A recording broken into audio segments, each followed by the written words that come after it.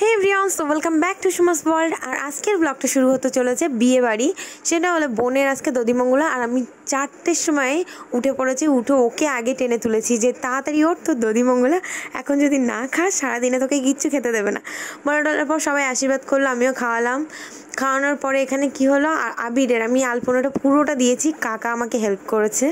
তো তারপরে কি হলো যে আশীর্বাদের পর্ব, ওর বাড়ির থেকে মানে শ্বশুর বাড়ির লোকজন সবাই আশীর্বাদ করলো। করার পর আমাদের বাড়ির লোকজন সবাই আশীর্বাদে বসলো। এবার সবার আশীর্বাদের পর্ব শেষ হওয়ার পরে বললো আমাকেও করতে। আরে আমি কোনোদিনও কাউকে ওভাবে আশীর্বাদ করিনি, কী করে করব। তো আমাকে 3 পিসিমা আমাকে হেল্প করছিলো যে এইভাবে মা আশীর্বাদটা কর। তো আমি আশীর্বাদ করতে বসে পড়লাম।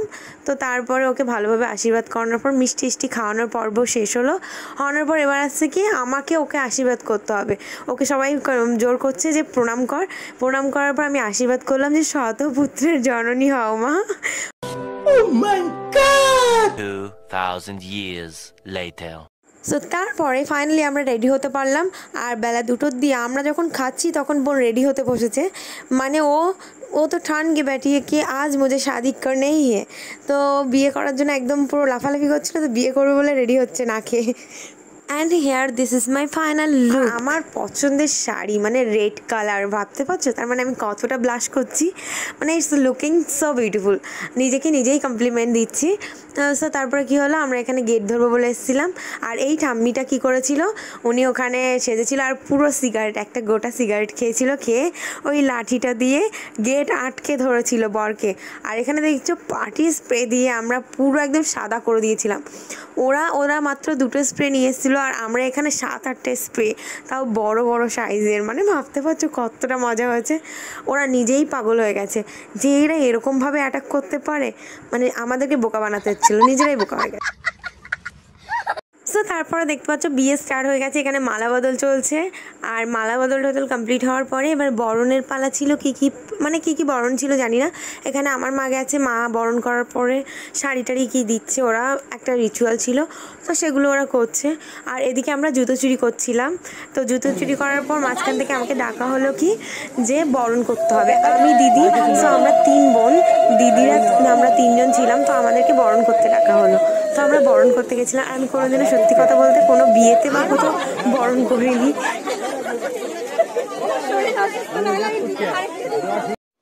यही नहीं, अभी और सुनिए।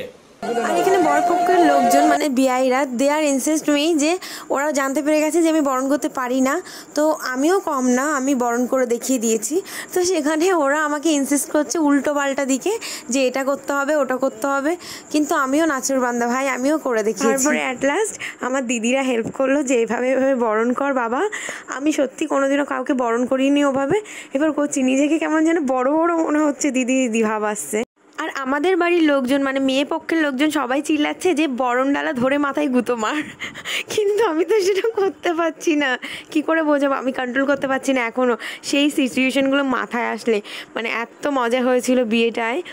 আর দিদিরা ছিলাম আমরা 3 বোন, মানে আমরা 2 পিসির মেয়ে ছিল আর আমি ছিলাম। এতটা মজা করেছি মানে ভাবনার বাইরে, কল্পনার বাইরে, এতটা মজা করেছি আমরা। তো তারপর এখান থেকে যাওয়ার পরে আমরা বরণ টরণ কমপ্লিট করার পরে আমি জুতো নিয়ে চুরি করে রেখেছিলাম আমার ঠাম্মির ঘরে। আর এইদিকে দেখতে পাচ্ছ এত রিচুয়াল সব আমাকেই ডাকছে, এখানে এই করো, ওখানে এই করো, ওখানে এই জিনিস। তো তারপর আমি বোনের পাশে এসে এই গাঁট ছড়া বাঁধার সে শাড়িটাও খুঁজে পাচ্ছে না, সেগুলো সব ঠিক করছি। এর ফাঁকে ছেলের বাড়ির শয়তান লোকগুলো মানে শয়তান বিআইগুলো তারা কি করেছে, আমার ঠাম্মার ঘর থেকে জুতোটা চুরি করে নিয়েছে। মানে কি আর বলবো, দুঃখের কথা। তো যাই হোক, জুতোটা চুরি হয়ে গেছে। এরপরে ডিসাইড করলাম কি যে না, বিয়েটা শেষ হবে তারপরে আমি গিয়ে গেট লক করব। মানে গেট ধরেছিলাম যখন, তখনও কম টাকা দিয়েছে, আমরা টাকা চাইও নি, বলতে গেলে 1 টাকাও চাইনি। সো আমরা 3 বোন মিলে ডিসাইড করলাম যে এবার গেট লক করব, করে 2001 টাকা চাইবো, তারপর গেট ছাড়বো, না হলে আমরা গেট খুলবো না বলে ওদের বিয়েটা কমপ্লিট হয়ে গেছে। চলো 2001 টাকা চাই, তারপর দরজা খোলা হবে। সো এখানে দেখতে পাচ্ছ কিপটেমির শেষ নেই, এখানেও তারা টাকা কম দিয়েছে। তো তারপরে কি হলো, একদিন গেল, এবার বউ ভাত, রিসেপশনে পালা। আর দিনের বেলায় টাটা রোদ্দুরে আমরা রিসেপশনে যাচ্ছি। আমি এই প্রথমবার দিনের বেলায় কোথাও কোনো নিমন্ত্রণ খেতে যাচ্ছি।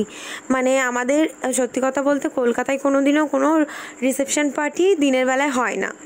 তো এখানে বাংলাদেশে প্রথমবার অ্যাটেন্ড করছি, আর রোদ্দুরে এত গরম, তার মধ্যে এরকম আমি লুক দিয়ে গেছিলাম আর হেব্বি সুন্দর সেজে গুজে গেছিলাম। তো নিজের প্রতি নিজে মাঝে মধ্যে ক্রাশ খাই। So if you first time watching my video, so please like and share and comment. Tata, bye bye.